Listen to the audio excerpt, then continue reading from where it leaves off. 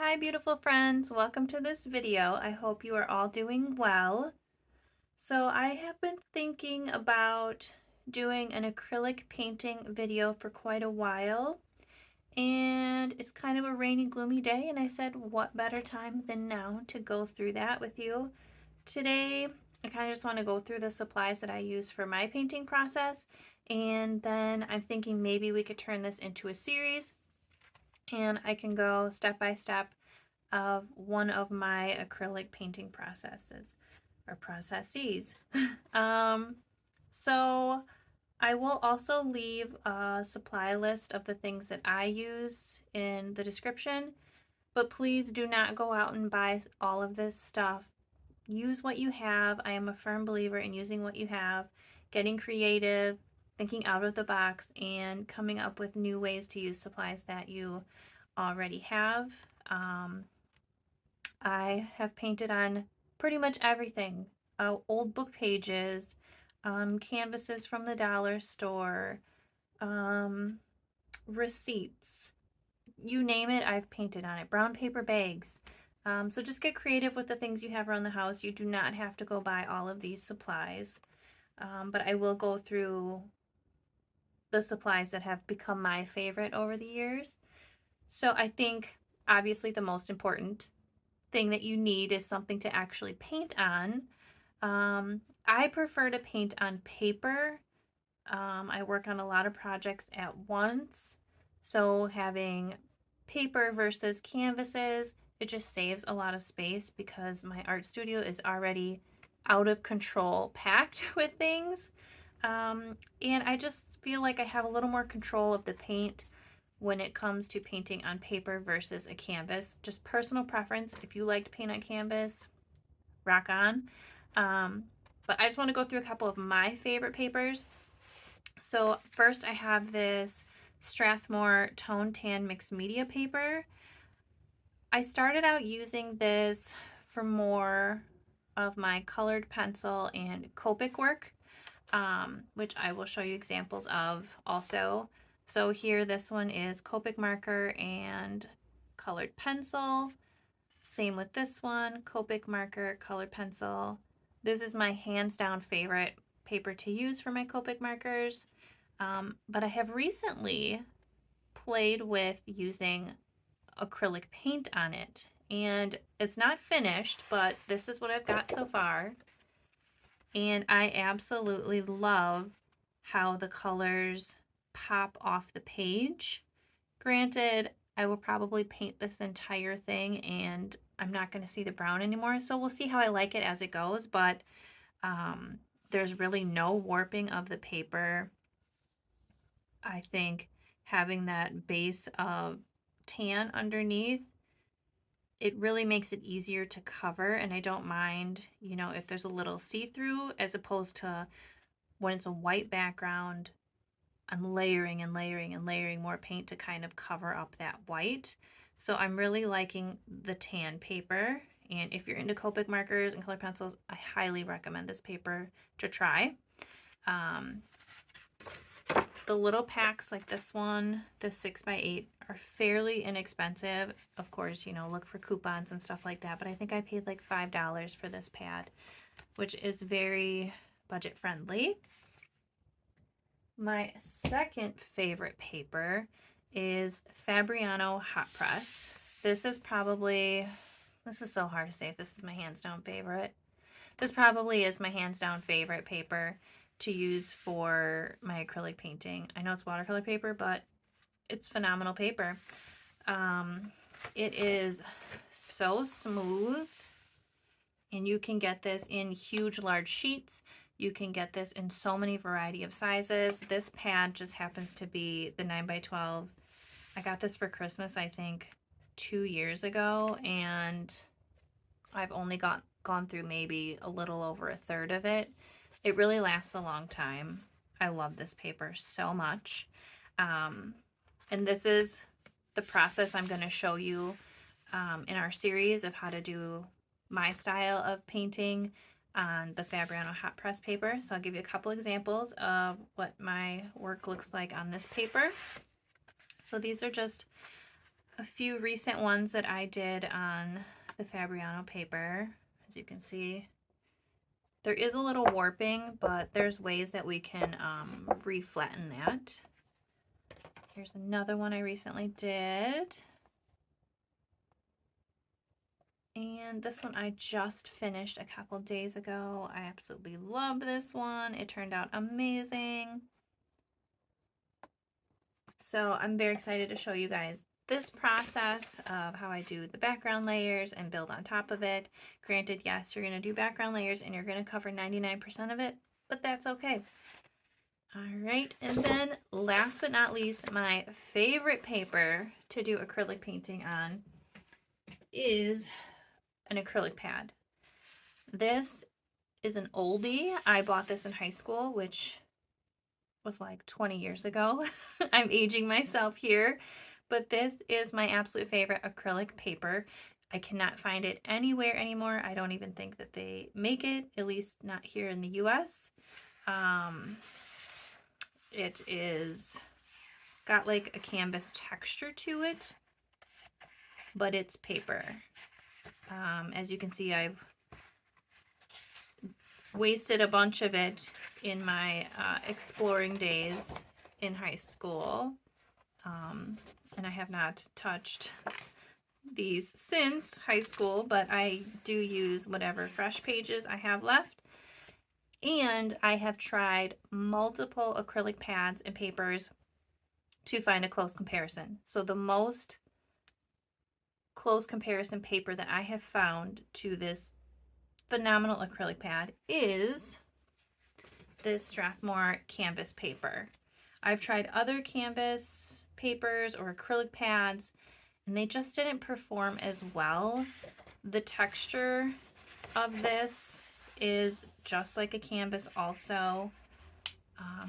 It's paper, it's very bendable, just like the Daler Rowney acrylic pad. A couple of examples of paintings I've done on this type of paper is this girl here and this cute little sad girl here. So please feel free to explore and try different types of paper. These have just become my 3 favorite over the years. And after a while, I kind of feel like I get stuck in a rut using one type of paper. So I like to mix it up and go back and forth because I start to get bored. I don't know about you guys, but I get bored quite easy. So yeah, those are my top 3 papers. One other paper, it's technically a paper, so I put it in the paper pile, that I highly recommend using, and I find that I use it all the time in my work, is tracing paper. Now, I don't trace from, say, other people's work, but sometimes I will trace from my own work that I'm like, ooh, I really like that element in that painting. I kind of want to somehow like morph it into this painting to be a little different. Or if I want like my eyes, like the size and the shape to be completely the same, or my faces to be symmetrical, I will use tracing paper. See, here's these little ghosts. I wanted to figure out my placement for my ghosts on, let's see, where did she go? On this girl. So I literally just first drew them on tracing paper and I was able to figure out the placement of where I wanted the ghost. So I use tracing paper a lot for stuff like that. I even made little templates for the rainbow to try to get them very symmetrical so I'm not just like all over the place, so it was kind of even. So I highly recommend using tracing paper. I know some people are like, oh, you're cheating, you're not really an artist if you do that. Trust me, a lot of artists use tracing paper. So that is what I have for papers. So I guess a good segue would be, how do I transfer the image once I get it placed with my tracing paper? I use transfer paper. So this is my favorite transfer paper. It comes in many colors. It's called Saral. I just got it on Amazon. It's fairly cheap. I prefer the red, but like I said, it comes in many different colors. You can get it in graphite, white, blue, yellow, or red. I just prefer the red because it kind of pops on all of the papers and backgrounds that I do, even on like dark backgrounds. So what I do is I also have this little dot tool. I think it's used for like painting rocks and stuff like that. Is I will put this down, and then I will put my tracing paper over it, and then I will just trace my design, and it is boom on my page. So I absolutely love this stuff. It is erasable. The only thing I suggest is that when you are tracing, like, you need to use a firm pressure, but don't do too hard, because then you're going to create a groove within your paper. So just be careful with that. Absolutely love this. And if you don't have this, I have used other things. I've used like a knitting needle. You could use a knitting needle. You could literally use a ballpoint pen and just trace over it with a ballpoint pen. So you don't have to have, you know, something like this. Get creative with what you have. I think I've even used a nail file in the past to trace my images. So like I said, be creative with what you have. And there is an alternative to, say, the Saral paper. Say you don't want to buy it. You can just use a pencil and another piece of tracing paper. Here, I will show you really quick. Let's get a piece out. So you can take a piece of tracing paper, just take a pencil, and you're gonna load this bad boy up with lots of graphite. I usually go in a couple directions. There we go. And then blow that off. And then let's do one of these little ghosts. So then we'll put our little tracing paper template. You're gonna take whatever sharp object that you have to trace. You're gonna trace.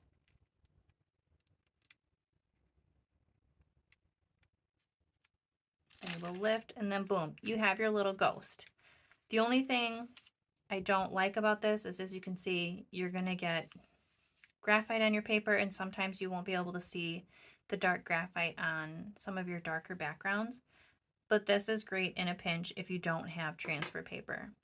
So again, use what you got. All right. Then moving on, of course, I just use washi tape as artist tape. I will either use this to tape my piece of paper that I'm actually painting on to, say, like some foam core, so I can move it around the studio a little easier. Or I also use it to tape my tracing papers to my paper to get the placement, it's not moving around, that kind of a thing. And I also will use this around the edges, like I did on these. I will also use it on the edges here to make a nice border if you want a nice crisp border. And then I just put it down with my nail, and it does a good job of not ripping my paper and that sort of thing. And I do use a blow dryer to warm it up as I'm slowly peeling it back. That's always a good tip. Just do it slow and steady. Don't get crazy with it. All right. Of course, you're gonna need paintbrushes. I just use cheap ones from Hobby Lobby. I prefer the rounded filberts, but use whatever you like. I do sometimes use other shaped brushes, depending on the type of area that I'm trying to get into. I just do my best to keep these as nice as I can, and I've had these for like a year and they're great. I don't feel like you have to buy expensive professional paintbrushes, but that's just my opinion. Other people are going to hate me for saying that, but that's okay. So yes, of course, paintbrushes. You're gonna need a paper towel. I'm very particular about my paper towel when it comes to painting. I only use Viva paper towel. The reason is I've had the same roll in my art studio for over a year. Like, you don't go through it as fast as you would a cheaper paper towel, and there's no like lint that comes off of this paper towel, which is nice because then it's not gunking up your brushes, and it's so absorbable. One small sheet of this paper towel will literally last me months and months. Like, I will just, once I gets too full of paint, I just fold it over, open it up. It lasts a really long time. I know it's more expensive than other paper towels, but this is just my personal favorite. You do you, boo. Use what you got, use what you like. What else do I use? Yes. So as you've seen in our little ghost girl here, to do the drawing, I like to use these Pilot Color Enos. I prefer to use purple. I've also used red in the past, or blue. Purple has kind of just been my jam lately, and I really like it. Another thing that I also use to draw out what I'm going to paint is these Neocolor IIs. I usually use either a white or a purple. If my background is very dark, I usually use the white. If my background is light, I usually use the purple. These are water soluble, so they just erase with your paintbrush and water, so you don't have to worry about seeing like an underpainting. The only thing with these is if you go over the purple with a light acrylic paint, it will kind of mix and give a purple tint, but that really doesn't bother me because once I usually do more than one layer of paint, and once I do my second layer, like, you can't see it anymore. So it's not really a big deal to me. As far as the Pilot Color Eno, it is erasable to an extent. It's not fully erasable, so you may or may not still see some of the lines. I don't know if you can see it on camera, but I tried to erase the arch here of this rainbow, and as you can see, it doesn't fully come off. Again, if I'm painting over it, I don't really mind that. You might mind that, but these are just my go-to supplies. I rarely ever use an actual pencil because of the graphite smearing. Personal preference, again, all of this is personal preference. I do like to use a ruler, especially when I want to get crisp borders. I will mark where I want my tape to go, that sort of a thing. So I recommend having a ruler. Just want to make sure we're still recording. We're good to go. Another thing is eraser. I just use a plain old white eraser, and I do use a gum eraser.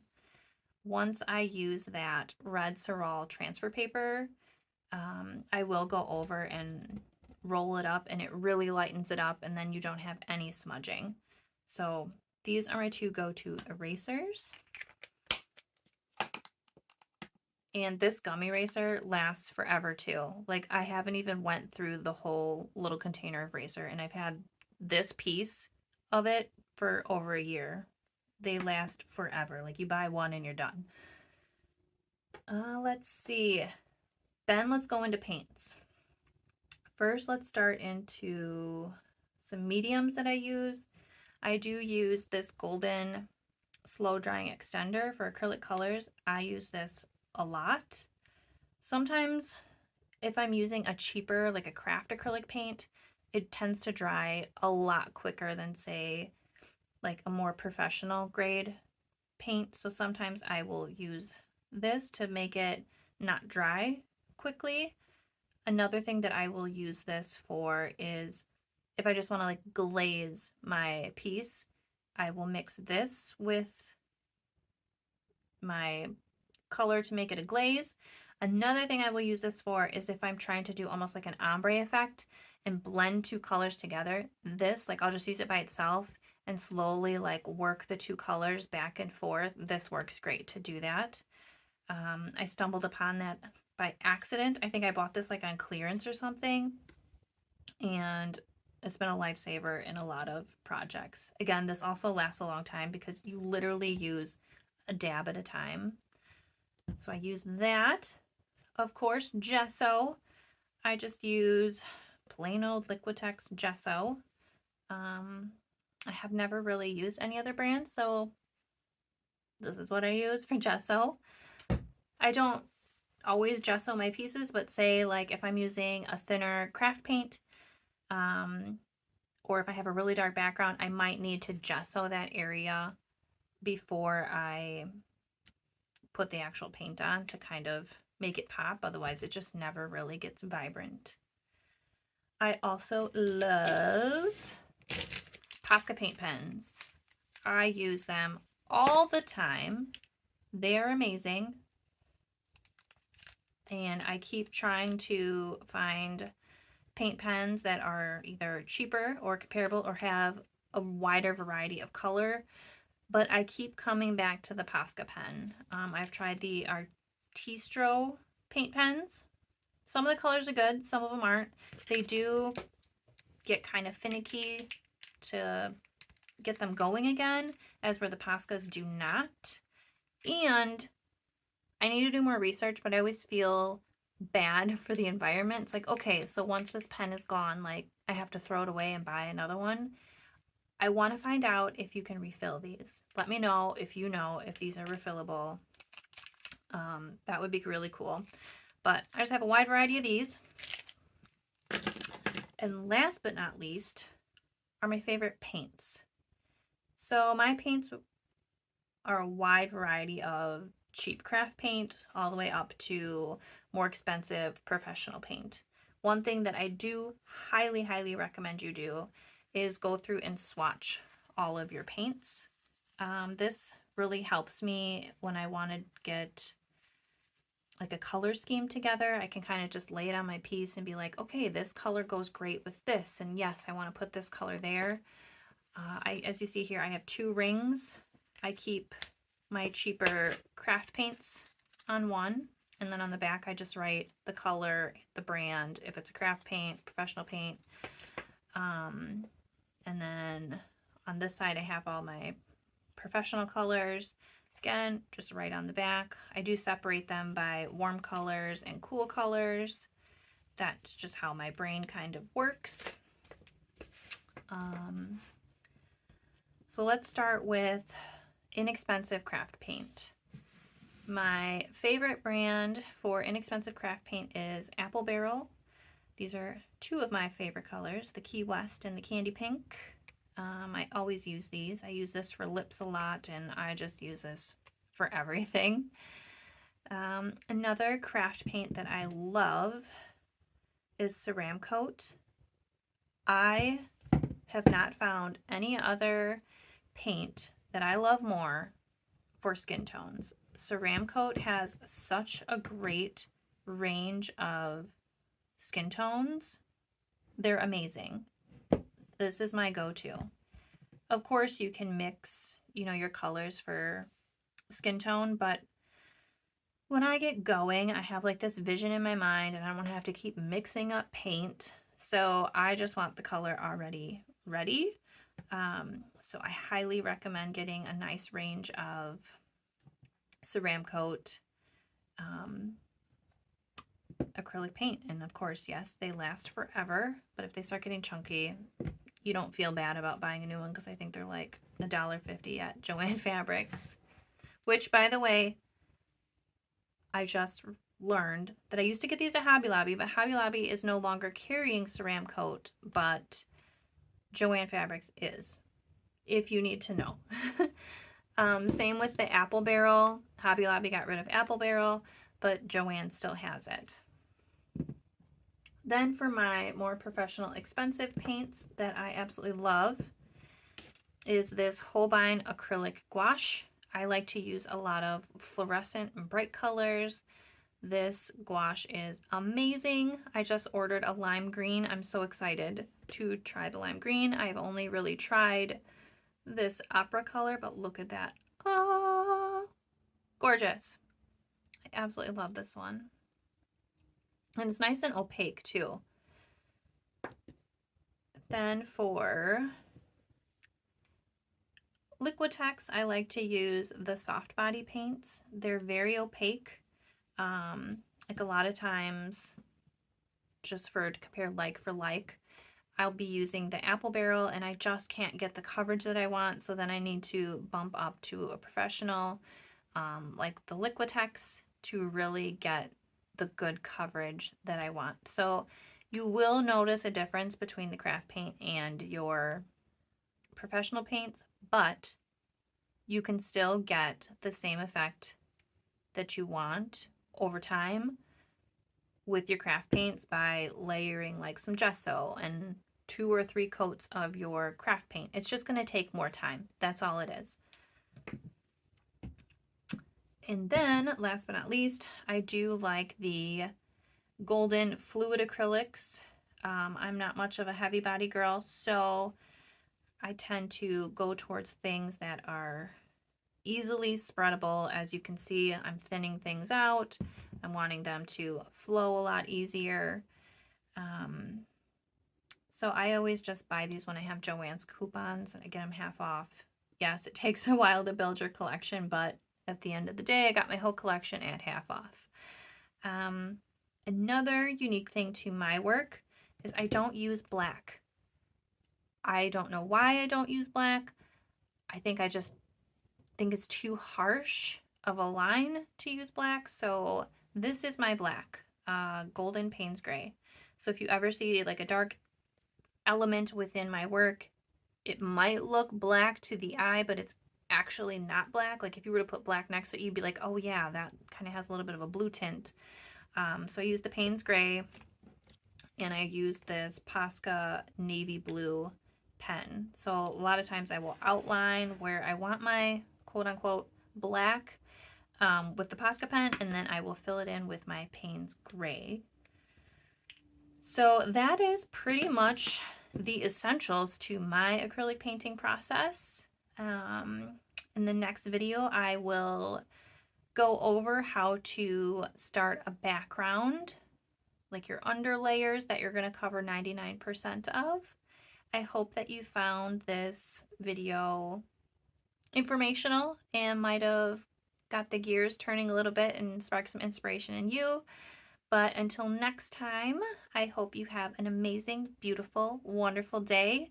If you want to see more examples of my work, visit my Instagram page. I will also put that in the description box below. Until next time, bye.